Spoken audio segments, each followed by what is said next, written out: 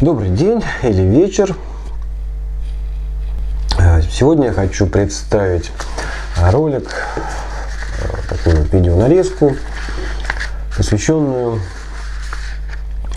первой Всемирной выставке, или как ее еще называют, Великой выставке, или первая Всемирная выставка промышленных работ всех народов, которая проходила в 1851 году в Лондоне. Надо отметить нужно отметить два момента, важных для музейно-выставочной деятельности. То есть это была первая выставка такого масштаба, в которой принимало участие больше 100 стран. А также специально для этой выставки был построен уникальный выставочный павильон, временный выставочный павильон, причем достаточно просто разбираемый, и была создана уникальная экспозиция. Я расскажу пару слов. Это все на роликах есть, подробно будет показана экспозиция, павильоны, чертежи. Вот. Но скажу пару слов.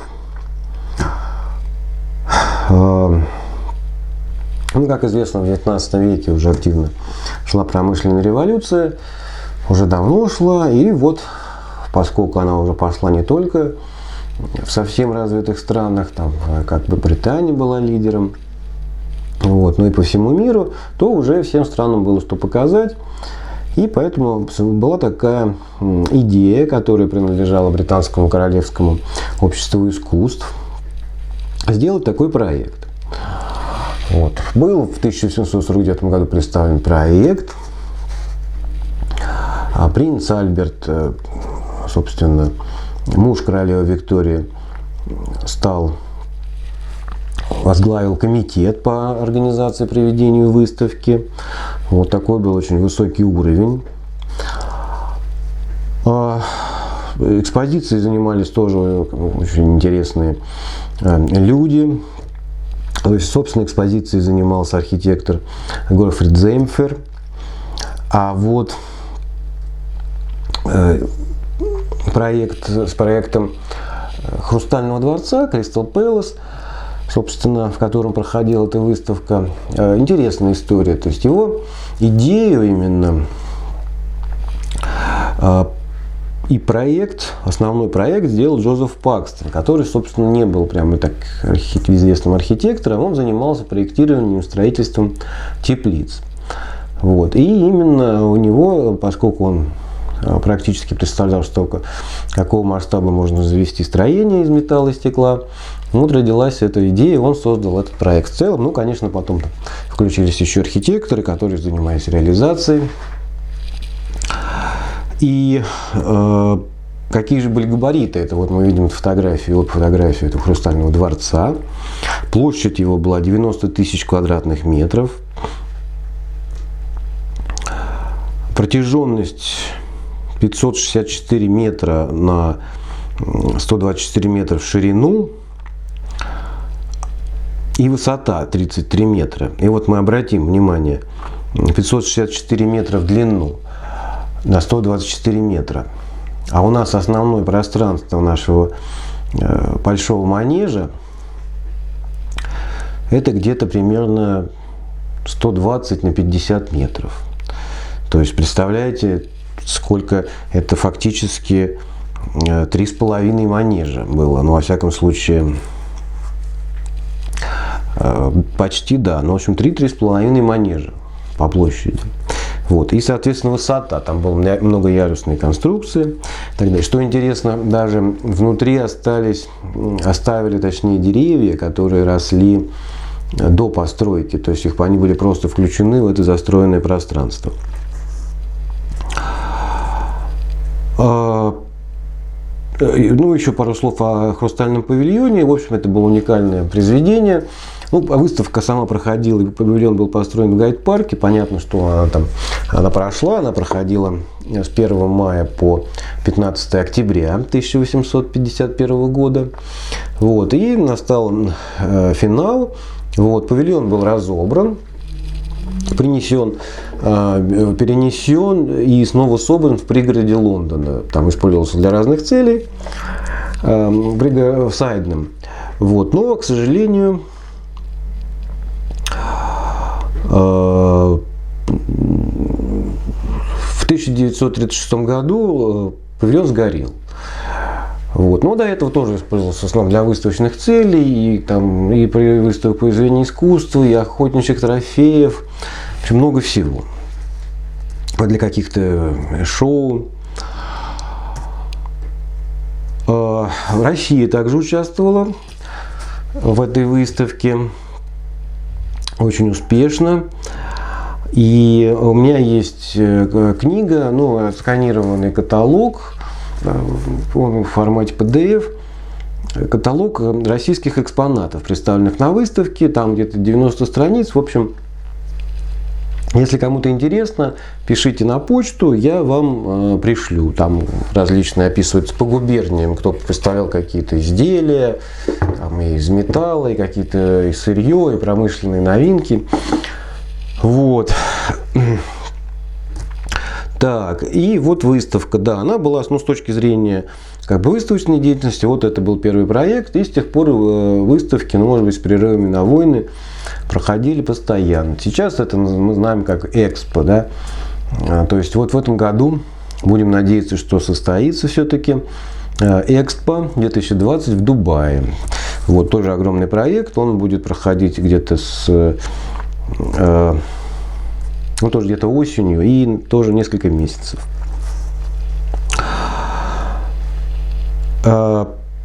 Относительно, так сказать, музейного аспекта. То есть, да, вот это все было здорово, там были возведены конструкции, которые вы увидите, и павильон замечательный. Вот. Но еще один интересный итог. Было от билетов и, собственно, от различных процентов сделок, заключенных на этой выставке, был достаточно большой доход, который, собственно, получило Королевское общество искусств. И эти средства они вложили в создание Южного Кенсингтонского музея, который мы сейчас знаем как музей Виктории и Альберта. То есть, как мы понимаем, что, собственно, муж королевы Виктории, принц Альберт, он и стоял во главе, собственно, комитета по организации и проведению выставки. Так что это вот еще одна память об этом замечательном эпохальном событии. Так.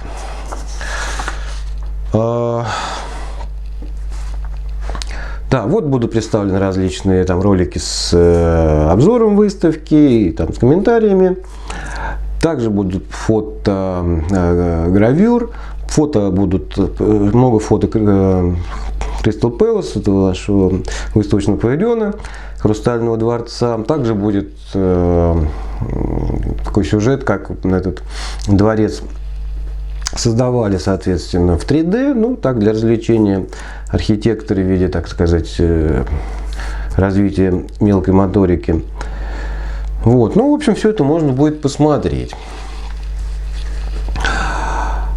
Соответственно, чем была полезна еще выставка? Да, и музей создали, и дальше эти выставки пошли. И было отработано много именно выставочных музейных технологий, соответственно, мелких каких-то и по поездке, и по подаче экспонатов, и как выгоднее организовать витрины и прочее, и прочее. В общем, меня, например, этот проект просто завораживает.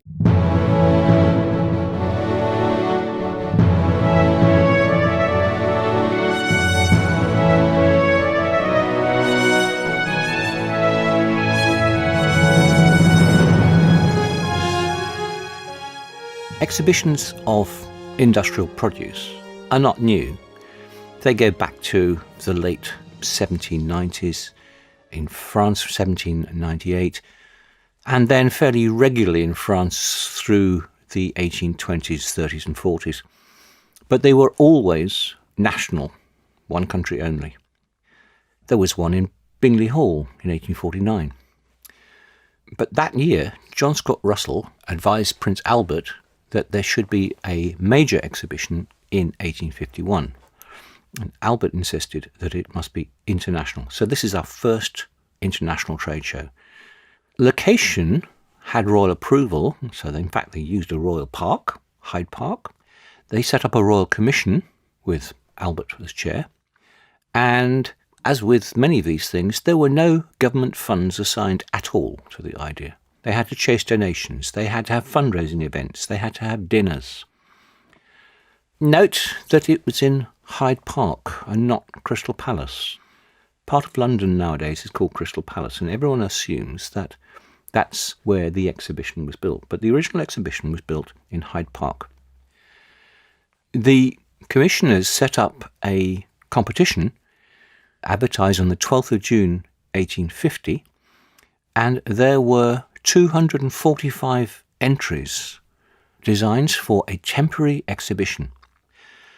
The commissioners, quite remarkably, rejected them all, produced a hybrid of their own, cherry-picking what they thought were the best bits, and published this in Illustrated London News, which brought the house down. It was the most horrendous mess.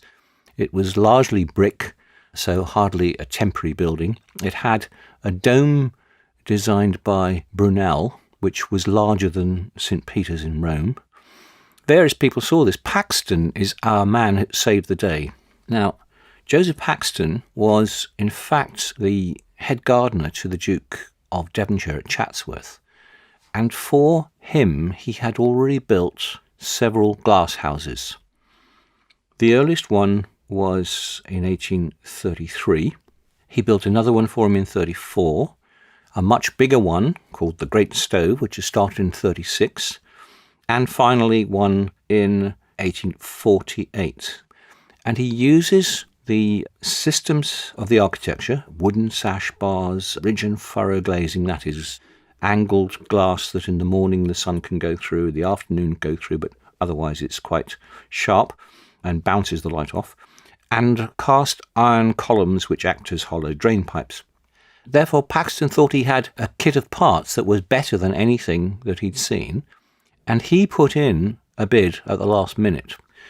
He was au fait with all this. Firstly, for his glass houses, he was using Chance Brothers glass. He knew Robert Lucas Chance in Smethwick. He also knew the contractors of local railways, in particular Fox Henderson, also based in Smethwick. So he knew of their works. They were good at erecting structures. So he felt he had a sort of starting point, and he put in a little sketch to the committee, who were rather annoyed to have something so late in the day. But ahead of the committee's decision, he published a view of his design in Illustrated London News on the 6th of July 1850. The commissioners were to decide on the 15th of July. So he had the public on his side, and it went ahead. They did agree. The contract was verbally signed on the 26th of July to Fox Henderson, but actually not in writing until October. So they were doing it on a sort of wing and a prayer. They used Smethwick contractors, particularly for the ironworks, Cochrane's of Dudley for columns and beams, and Jobson's of Hollyhall also for the castings. Fox Henderson had their own works, and they produced some of the smaller ironwork. And Chance Brothers, of course, for the glass. So this is a Midland production. The contract had been assigned on the 26th of July, and they were on site on the 30th. Initially laying out the basis for the columns. The size of the building plot is 1,848 by 408 feet. That is 563 by 124 metres. This is 4 times the size of St Paul's Cathedral, enough to cover Birmingham's International Convention Centre and Symphony Hall, and the square beyond in front of the Repertory Theatre, and the recently demolished library, and the council house, all covered under that one building. So this is a very, very large building indeed. The first thing that happened was they put up a wooden fence round the site while they began working on these foundations. And that wooden fence, horizontal boards, they were later used as the floorboards inside the building.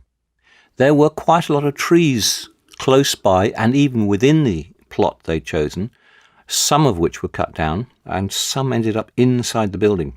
John Henderson had suggested a modification to Paxton's original design, which was to add a central barrel vault, and that gave extra height for the trees and gave the building really some grandeur.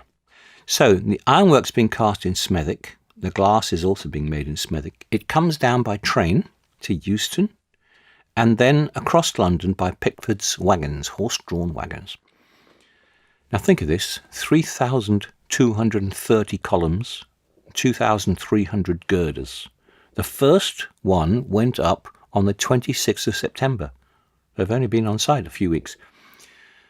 By this time, there are 400 men working on the site. A month later, the workforce had risen to 1,500, and before the end of the year, there were 2,260.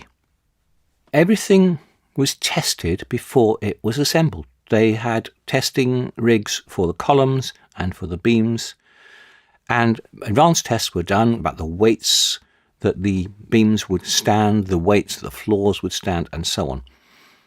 The barrel vault at the centre of the building had laminated timber arches, and the first one went up on the 4th of December. There were 16 in all, and the whole lot were done in 1 week. The superintendent of architecture, Matthew Digby Wyatt, claimed that there were very few accidents. Considering the difficulties of construction, the necessary perils to which the workmen were exposed, and their habitual imprudence, arising partly from real indifference to danger and partly from bravado, it has been a source of congratulation that in the performance of this contract but very few accidents have occurred, with 2 or 3 exceptions, of a slight nature. But if you read the Expositor, a weekly newspaper about the exhibition, you discover there was in fact a death in December 1850 when a carpenter, Timothy Burns, fell from the scaffold. Once the structure was up, Punch described it as early English shed. It's an architectural style. But they started glazing it on the 2nd of November 1850. In the end, they would use 293,655 sheets of glass. And as the glass started to cover it and the building twinkled in the sunshine, Punch changed its mind and dubbed it Crystal Palace. That's the name that stuck. That's the one we use. This is a giant greenhouse. Victorians wore a lot of clothes. So to cut down the heat and also some of the glare, all the glazing that was vertical on the front of the building, that is facing south, was panelled in wood. In other words, it wasn't glazing, it was solid. And all the flat roofs were covered on the exterior with canvas sheeting, and that then made the whole thing slightly more bearable. They kept daily figures of the temperatures inside and out. 1851 was a very dry, hot summer. June was especially hot.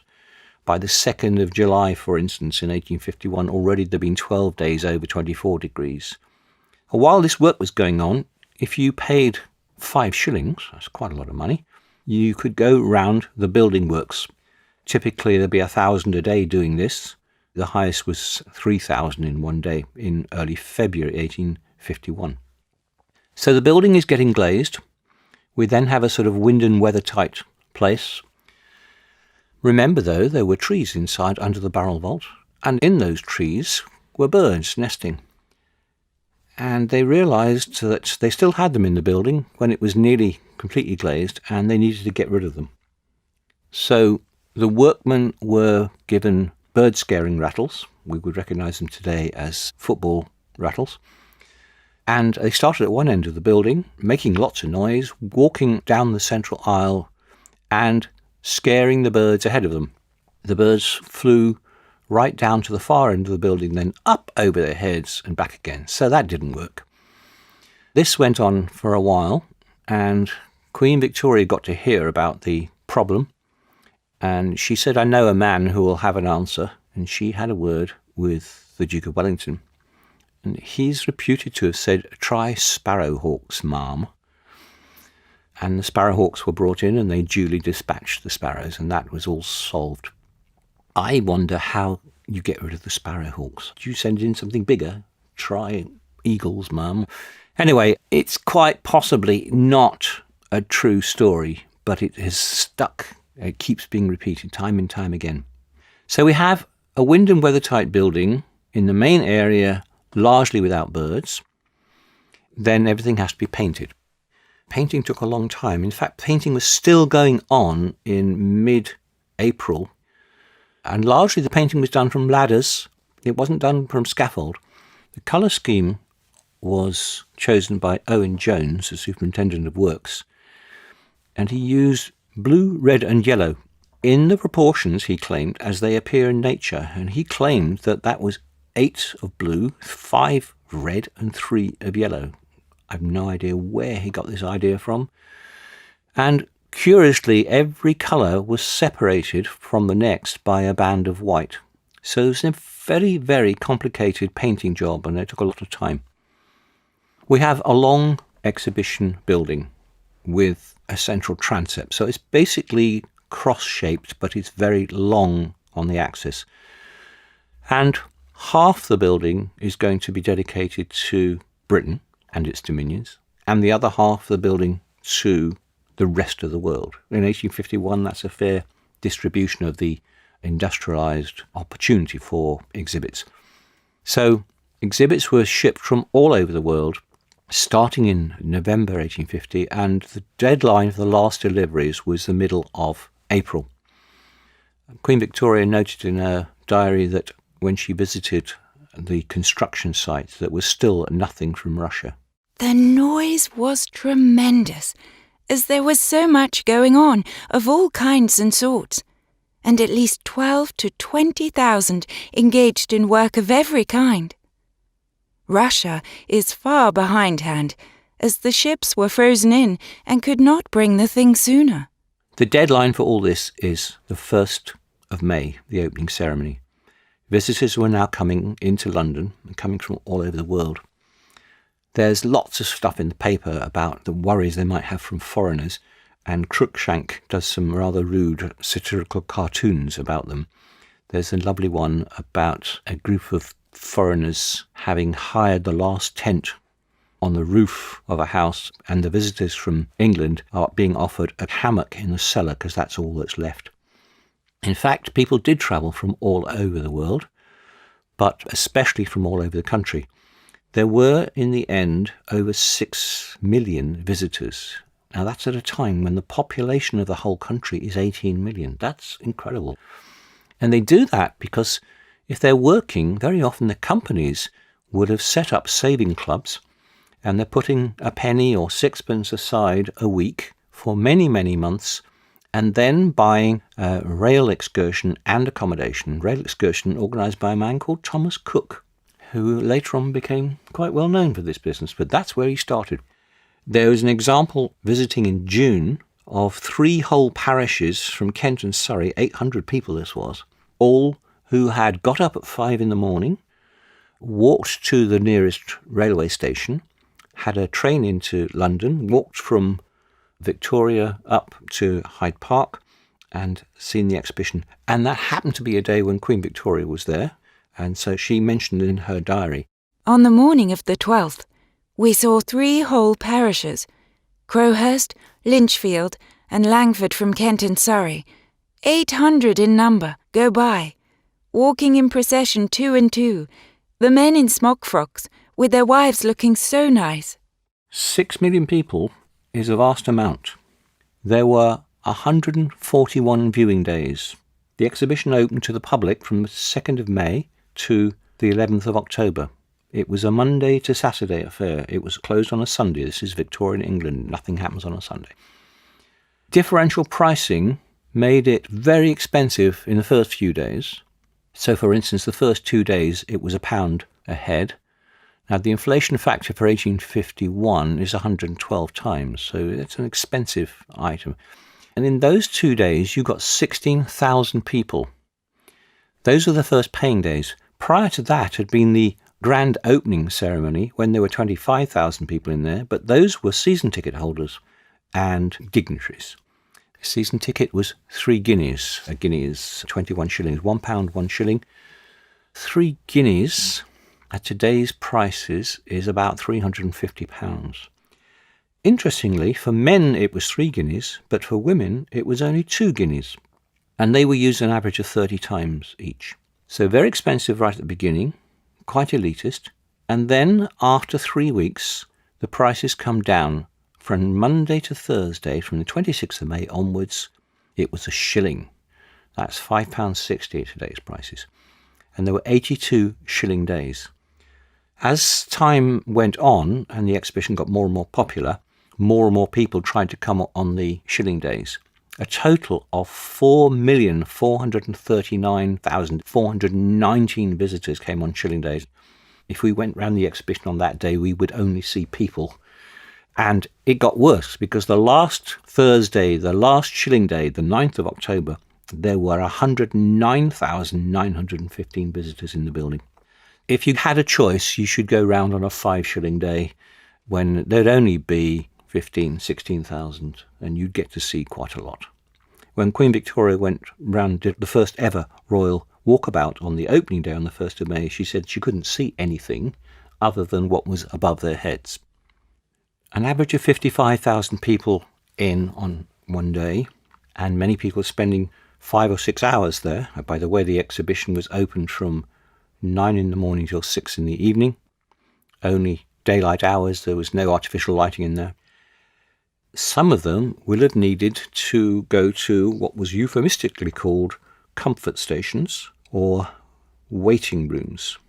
Waiting because with 55,000 people, and only 24 gents and 24 ladies' toilets near the entrance, and about the same amount again further down at the far end of the exhibition, there was not a great provision. So you did a lot of waiting rather than actually using the facilities.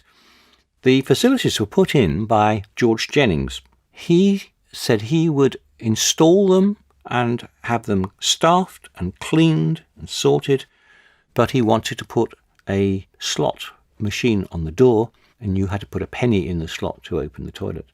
So the phrase spending a penny actually originates from the 1851 exhibition. And Mr. Jennings made a profit of £1,769. So he recorded 827,280 customers.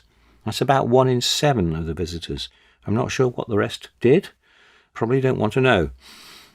There were also refreshments provided. There were 3 refreshment courts. One was opposite the main entrance, and the other 2 were on the north side and actually had open trees. So all this nonsense about trying to get the birds out, the roof in those places were open to the sky, so there were always birds in the building. The contract for refreshments was awarded to a Mr. Schwepp. A catering franchise was worth £5,500, and he sold, obviously, fizzy drinks, as we know that name. 1,092,337 fizzy drinks. Having paid £5,500, he made £45,000 profit. Over £5.4 million at today's prices, so very nice. And we know exactly what he sold because there are full details of the amounts of Bath buns, of plain buns, of Banbury cakes, of macaroons, how many coffees, how much raw material of coffee, and where it was sold, chocolate, cream and soda water, and so on. The opening ceremony was on the 1st of May 1851 at midday. Queen Victoria, Prince Albert, and 2 of their children entered the building through the north end of the transept. That's a sort of private entrance for the Queen. And she regularly used that entrance. She came to the exhibition 41 times. If you want a guide to take you around the exhibition, ask Queen Victoria. There were some 25,000 people waiting, and after a proclamation and a singing of the Hallelujah chorus, she and Albert then did the first ever royal walkabout. They walked along the British nave, that is going due west. They got to the far end, turned around and came back again to where they'd started from, and then went all the way down the foreign nave and back again. And she commented as to how long it took to do this. The nave was full of people, which had not been intended, and deafening cheers and waving of handkerchiefs continued the whole time of our long walk from one end of the building to the other. As she started walking down the British nave, a Chinese mandarin came up and bowed, and she was very touched by this. She carried on her walk, and he reappeared. He'd scooted ahead of her and did it again. And he did this several times, and every time she took it in very good faith, happy to see him. Afterwards, the newspapers delved a little bit more into who this man was, and he turned out not to be an important person, not to be a government delegate. He was simply a captain of a ship, a Chinese junk, which was moored in the Thames, who had borrowed a fine robe, come on up, and basically gate-crashed the party. The building contract had cost £79,800. Now that's about 9.5 million at today's prices. On top of that, there was the fitting out, the staffing, the security, catalogue printing, medals which were cast on the exhibition, and all that came to a further £255,942. So a total of £335,742. That's a little over 40 million at today's prices. It's incredibly good value. That's the cost, 335,000. But the receipts from the gate money came to £522,179. That's a profit of £186,436. That's a vast amount. And out of this went £5,000 as a gift to Joseph Paxton. That's about £600,000 at today's prices. And on the 23rd of October, after the exhibition closed, he was knighted, along with Thomas Cubitt, who was the chairman of the building committee, and Charles Fox of Fox Henderson. A scholarship scheme was set up, which is still operating today, but the bulk went to purchase 87 acres of South Kensington. That became the home to the second London International Exhibition of 1862, on the site of what's now the Natural History Museum. It became the home of the Victoria and Albert Museum, the Science Museum, the Geological Museum, Imperial College, the Royal College of Music, and various other ones. Oh, and a little thing called the Albert Hall, all on that site, all from the profit of the exhibition. So incredibly successful, very quick, and the first of many. Everybody wanted to have an international exhibition of that same stature in other countries, and then followed more and more around the world. There had been no fee to exhibit. 7,000 items were selected by local committees, in fact 330 local committees across Britain. £100,000 worth of exhibits were presented to the nation, became the core of what's now the Victoria and Albert Museum and the Science Museum. The building was temporary and it was dismantled in 1852, and they started re-erecting it at Sydenham, the place we now call Crystal Palace. Some of the exhibits were temporarily displayed in Marlborough House on the Mall near Buckingham Palace in 1852.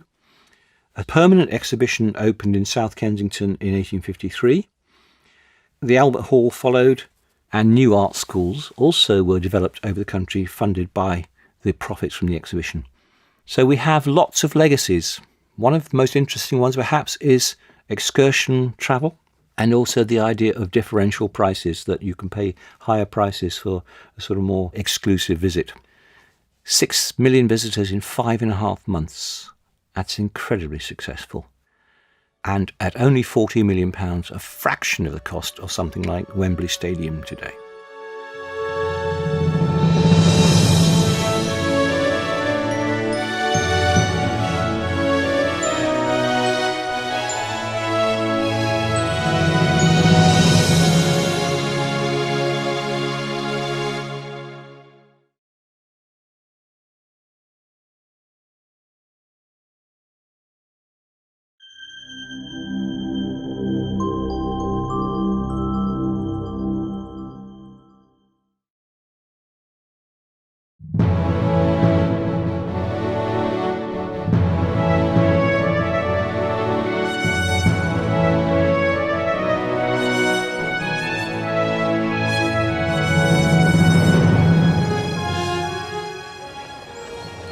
going to take you on a tour of the Great Exhibition of 1851.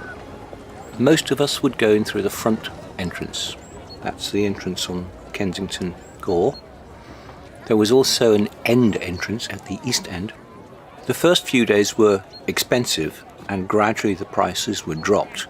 And if we went in right at the beginning, we'd be paying £1 a head, or into the middle of the next week, 5 shillings. But after 3 weeks, the prices dropped to a shilling. A shilling would be £5.60 today. I'm not going to take you round on a shilling day. It'll be so busy. There'll be 55,000 or more people in the building. I'm going to take you round on a 5 shilling day. We go in through the main entrance. This is on the south face with the barrel vault. We go in through the turnstiles. They click through and count automatically, so that every hour they could take records of how many people were in the building. You had the opportunity to deposit your umbrella, but actually the summer was a very hot one and there were very few rainy days.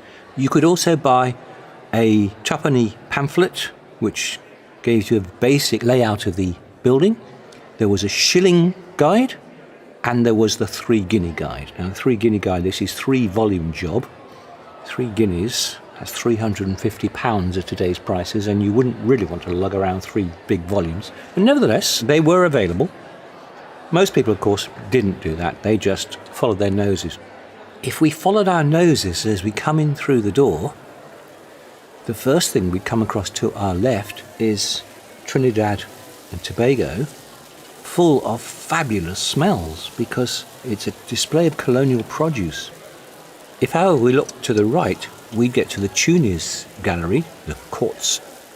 But very few people would have gone left or right, because as you came in through the entrance, there ahead of you was the fantastic barrel vault with large full-size elm trees in it. In front of you, a beautiful fountain by Osler, Birmingham. The fountain twinkling away, made of crystal glass, with the water perfumed with eau de cologne. Behind that was another fountain, the Boy and Swan fountain, and a magnificent set of gates, and behind that, refreshment rooms and waiting rooms, waiting because you would have to wait for the toilet so long. And above your heads, a Gray and Davison organ playing music. The trouble with that organ was it was so popular that people just stood and listened to the music and choked up the entrance. So after a very short time, they moved it to the far end of the building to get it out of the way. I'm going to take you down the British nave. That is to say, we go up to the fountain and then we turn to our left and we'll walk all the way down going west past all the British displays. There's a gallery above us, so the whole thing's on 2 floors. We'll have almost no opportunity to go upstairs because there just won't be time. But we'll come back again and we'll cross at the Crystal Fountain and then down and do the foreign nave. So if I lose anybody, you can meet me here at the fountain. Our first display as we go down the British nave is India. It straddles both sides of the nave with weapons on one side and howdahs on the other. 2 howdahs that would go, if you were riding an elephant, it's the saddle for an elephant, and they are both very fine and they both have a roof over their heads. At the early stages, these were just displayed on plinths, but somebody said it would be really good if you put it on an elephant, and they looked around the country to find a museum that might have a stuffed elephant that could do the job, and they found one at Saffron Walden Museum. It was brought in, the howdah was beautifully placed on it. It's very fine, very impressive. The only thing is that it is an African elephant, not an Indian elephant. Next to India is Canada, and behind that the wonderful smells of the Trinidad and Tobago that we had when we first came in. But next to Canada, on our way going west, is the medieval court furniture designed by Augustus Wilby Pugin. Lots of different people exhibiting besides him, but it's his overall concept.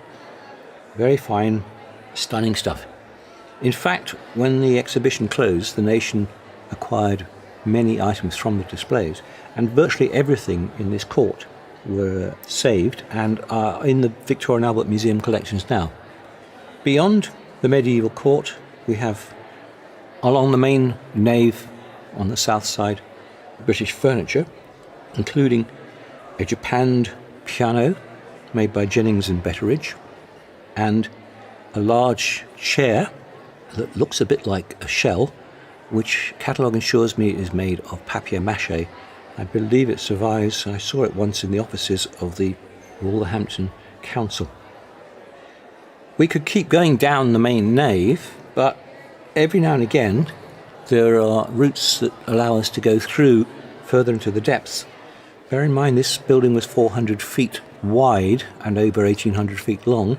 There's quite a lot of depth to get into. If we just pass the fireplaces and the Sheffield steel, we go left, that is to say south, we'll go down into agricultural machinery. And the machines, many of them are linked up to belts and flywheels and turning over. The power for the line shafting comes from a little boiler house that's outside the far end of the building.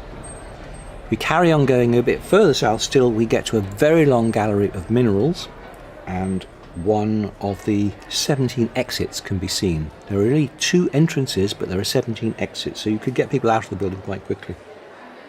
You come back then onto the main nave. About halfway down, we get a large gazebo, the Coalbrookdale Dome, a large fountain by Mr. Seeley, also with perfumed water. We get a lighthouse optic by Mrs. Chance of Smethwick, and we can then just about see the far end of the building, where upstairs there are musical instruments, mechanical toys, and medicinal items. So for instance, a walking stick, which the handle could open up, and there it had a tube for medicines and even an enema. And next to that there were false teeth made of hippopotamus tusks. You can go outside through that far end into a courtyard, fenced off, where there are very large exhibits, too large to have inside. Great big lumps of coal from Brumbo, a column of granite from Cornwall, and also the aforementioned boiler house. If you come back in though, and start going back towards where we first came in, we will be going alongside a very long, large model of Liverpool docks. This model stands on 16 elephants. It shows 8 miles of docks and it has 1,500 ships on it. Quite an incredible thing. I hadn't understood why the elephant is used for the legs. I have a nasty feeling it's something to do with the ivory trade. If we go halfway down the main drag, we've passed on one side furniture and some textiles. On the other side there's more textiles. We get as far as the fountain. Mr. Seeley's fountain was suitable for a marketplace or provincial town, according to the catalogue. Now there was a later comment which said, "We were not before aware that the inhabitants of our country towns are so utterly devoid of taste." We pass the fountain, and before we get to Lord Ross's telescope, Lord Ross, by the way, was one of the commissioners of the exhibition, and we turn left there, we get at last to a refreshment court, because we probably won't need a refreshment this time. We'll need some dry curling sandwiches, we'll need some Bath buns, we'll need some mineral waters by Mr. Schwepp. And we will actually be in the open air, because although it's still within the perimeter of the building, the sky is open because there are full-size trees there. And this is one of the 3 refreshment rooms. Turn on our backs from the refreshment rooms and we are in moving machinery. Lots and lots of working equipment here, again driven by belt drives linked up to that steam engine outside. There's a large printing press belonging to the Times, and they are printing copies of today's newspaper on it. There are corn mills, there are lathes, there are the hydraulic jacks that lifted the tubes of the tubular bridge over the Menai by Robert Stevenson. There's a steam hammer by Naismith, and a whole row of full-size locomotives. On the 18th of April, just before the exhibition opened, a team of 22 horses were used to drag the locomotives into the building. We turn back then and get ourselves back on that main nave. We come to the position that was opposite the japanned piano, and there is English furniture. And with hindsight, we can see that English furniture at the time was well made, but not as well designed as French furniture. And that was one of the lessons from the exhibition, because for the first time ever, you could see other nations' produce. We're working our way back towards the Crystal Fountain. We go through India again. There you'll see the large throne. There was a throne room assigned to Queen Victoria, big ivory throne. And this throne was used in the closing ceremony, and it still survives. It's in the collection at Windsor Castle. If we go past the throne room round the back, we'll get a glimpse of the Coalbrookdale Fountain, the Boy and Swan Fountain, and the Coalbrookdale Gates, which means we're nearly under the barrel vaults again. Coalbrookdale Gates were designed by the works manager Charles Crooks, and the fountain was designed by John Bell. John Bell had also designed the statue inside the big gazebo. The gazebo itself was designed by Crooks. It was 40 feet high, 20 feet diameter, all cast iron. Inside, a man with a bow, but he's let go the string and the arrow is gone. And if you look up into the dome of the gazebo, there is the eagle pinned by the arrow. Newspapers described this as the height of poor taste. Nevertheless, he won a prize for his sculpture. We have done exactly what Queen Victoria did on the opening day. We've gone from the centre down the British nave, turned round and come back again. Crossed over at the Crystal Fountain, and now we go down the foreign nave as she had done. On the corner we've got Greece and Persia, a very small display. Next to that, Spain, Portugal, equally small. And then we get to France, the biggest of the foreign displays. On the north side, as we go down, there's Sèvres porcelain, there's Aubusson tapestries. Behind that, only open to the exhibitors, is their own private refreshment room, so they didn't have to fight the queues of the public refreshment rooms. There's also a lecture room behind there. France, of course, is so big it straddles both sides of the nave. Next to them is Belgium, where there's a very large statue of the knight crusader Godefroy de Bouillon. Godfrey on his big horse, surrounded by other statues of naked women. The exhibition was quite celebrated for having so much naked flesh in it, or at least marble naked flesh or plaster naked flesh, not the real stuff. This is Victorian times, of course, and there was perhaps rather more than was necessary, and quite a lot of the sculptures seem to have the bottoms at our eye level. Standing directly in front of Godefroy de Bouillon are Venus, Psyche and Cupid, good examples of this particular genre. Getting upstairs was easy. There are 11 different flights of staircases, and all along the foreign nave on the north side was stained glass right the way along. That's because it had constant north lighting behind. But it wasn't foreign stained glass, it was stained glass from all different nations. Next to France and below the stained glass is the Zollverein. Zollverein is the union of German states who have free trade agreement between them, the sort of precursor of the European Union. The next court is Russia, large green malachite doors and malachite vases. This was the display that was completely empty at the opening. Queen Victoria commented herself because the ships were still frozen in at St. Petersburg. But by the time she got there a little bit later, 19th of May, a few more exhibits had come, but it was still not all of them. It was next to America. Now, the American display is in one corner, behind which is another refreshment room, another set of toilets, and a workshop of Fox Henderson, so they can do running repairs on the building. The key displays for America were 6 guns by a man called Samuel Colt. There was a combine harvester by Cyrus McCormack. There was a large wrought iron bridge by Mr. Ryder.